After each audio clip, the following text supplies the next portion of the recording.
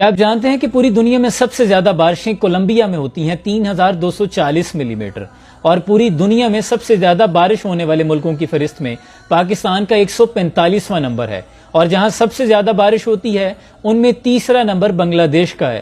لیکن آپ نے کبھی سنا کہ بنگلہ دیش سیلاب میں بہہ گیا؟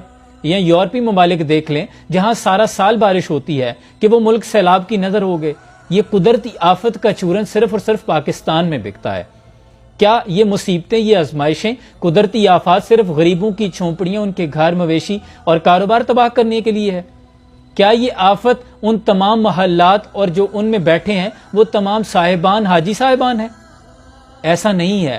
جان بوجھ کر اس عوام کو شعور نہیں دیا جاتا، یہ آپ کے حق پر، آپ کی عزتوں، آپ کی جانوں پر سودا کیا جاتا ہے، اس کا فائدہ اٹھایا جاتا ہے۔ جان بوجھ کر ڈیم نہیں بنائے جاتے کہ آپ کو ایک خوشحال زندگی مل جائے گی، سستی بجلی ملنے لگے گی، آپ کے کاروبار پروان چڑھنے لگیں گے، اور نتیجہ کیا ہوگا؟ شعور۔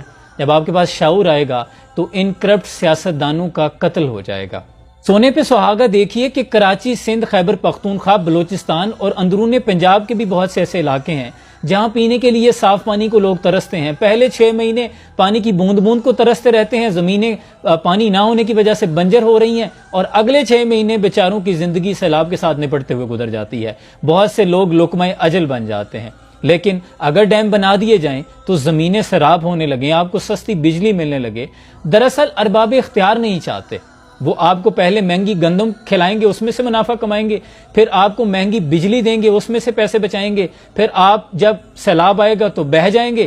اگر معجزاتی طور پہ آپ بچ گئے تو پھر اس کے بعد آپ کو آپ کی جو لاشیں ہوں گی ان پہ پھر سیاست کریں گے، پھر اس کے بعد باہر سے امداد لیں گے، اس میں سے پھر لاکھوں کی کیک بیگز لیں گے۔ نثار تیری گلیوں پہ اے وطن جہاں چلی ہے رسم کہ کوئی نہ سر اٹھا کے چلے، جو کوئی چاہنے والا طواف کو نکلے، نظر چرا کے چلے، جسم و جاں بچا کے چلے۔